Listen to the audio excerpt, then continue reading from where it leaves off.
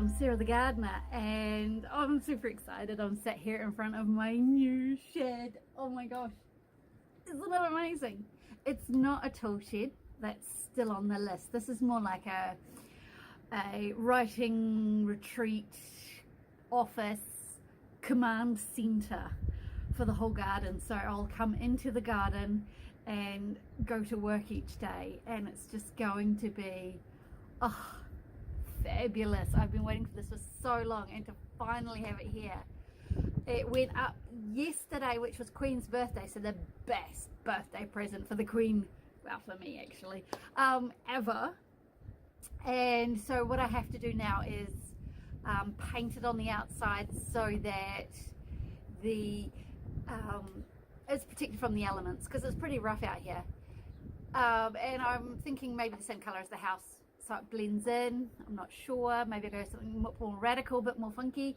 But also on the inside I'm going to paint it and give it a bit of personality and have all my stuff, like all my gardening books, finally out of storage and at arm's reach. I'm really looking forward to that. And it's a good project to do over the winter, because winter is here. We are 4 days into winter. It's the beanie.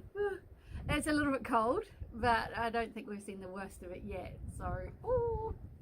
Now, one of the cool things we did with the shed was I put a time lapse on to show it being built. I'm not very spatially aware, so I didn't know how tall it would be. So there's a little sky in my time lapse, but that's okay because you can still see it being built, and there's some amazing cloud action as well. So I'll do a quick tour of the garden to show you what's happening in beginning of winter. It's good for me to see it looking back over it as well, which is really cool. So moving right along, let's keep it nice and short, and we'll go and have a look at the garden. Right, come with me, come on, let's go. So up here in the first sector, we've got the herbs. The basil is pretty much on its last legs. Stevia, well, I think that is a last leg, to be honest.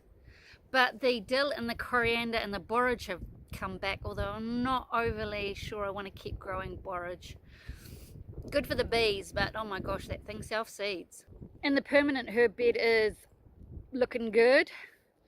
I finally, so pleased, I've got French tarragon in here, because you can only get that on a cutting, and all I've been able to find up until this point was Russian tarragon, which apparently doesn't taste as fantastic as the French stuff. I still have flowers in the flower bed going strong with these lovely snapdragons and these chrysanthemums. And the stock, it's just amazing. The dahlias have been cut back. So that's the flower garden. But what I have also done flower-wise, along the fence line behind the string is 50 daffodils, so that's going to be amazing in the spring. I think those last pumpkin are done, and so I need to pull them up and store them. So there's a cover crop in here waiting for the next crop, which is the onion. No, not the onions, it's the next lot of squash. That bed will be the next lot of brassicas. We are ready to go for the onions. The soil is enriched and ready and waiting. Okay, this will be the tomatoes, but it's still got peas. And the peas have been hit by the weather, but they're still hanging in there. And I have some small ones at the ready. We've had some wind lately, which has bashed about the kale and the flower sprouts and the Romanesco, but all the little ones that I planted recently are doing really well. Check this out, baby kohlrabi, so good. We've been starting to eat the leeks, which is great because they're delish, and the wheat is really been hammered by the weather. This will have the red onions and shallots in, so it's ready and waiting. The salads are being eaten. Some are going to seed, some are growing, some are doing well. It's a grab bag of seed salad goodness. This is the odds and sods bed. I really need to pull these out, I think. Okra and eggplant still languishing. Getting a lot of these. I think they're shaggy ink caps, but I'm not sure. But yeah, doing their thing. This is where the melons were, and now there's a cover crop returning nutrients. These are my broad bean cover crop. I'm not sure we'll get beans off them at this time of year, even though they are flowering profusely. The peppers look a little bit worse for wear, but they're still coming in. So, oh well, we'll hang on to them as long as they last. Last year's fennel just keeps giving and giving, and this year's root crops are doing well. Got some turnips to eat, and there's beetroot and carrots. I'm still waiting for the lima beans to actually dry on the plant. My goodness me, I've been waiting a long time. The celery and the celeriac have perked up since the weather's become colder and wetter. And we have spinach and tatsoi, but my bok choy is bolted. Rainbow beet is always great to have in the garden. It brings such bright colours to a winter day. The garlic is in and doing well. Another cover crop, returning nutrients. And the asparagus, I'll be cutting these fronds down, re-enriching the bed and waiting for some yummy asparagus spears. In the dome, my onion seedlings, doing well. Really need to eat the peanuts.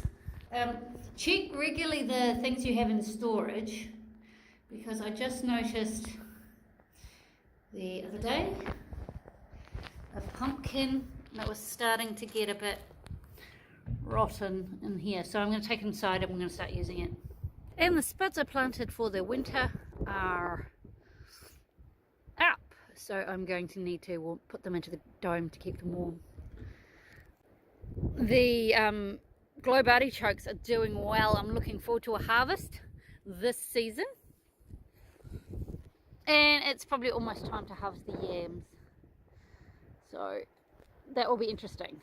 The final flower bed is full of soil. Now I need to decide what to do with it.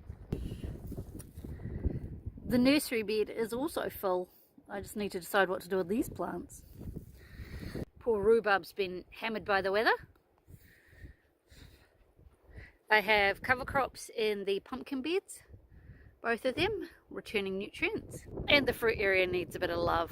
I need to sort out the strawberries and whittle them down, get rid of runners, replace their 3-year-old plants, and prune the raspberries. And love the chickens at the back. Tuk, tuk, tuk, tuk.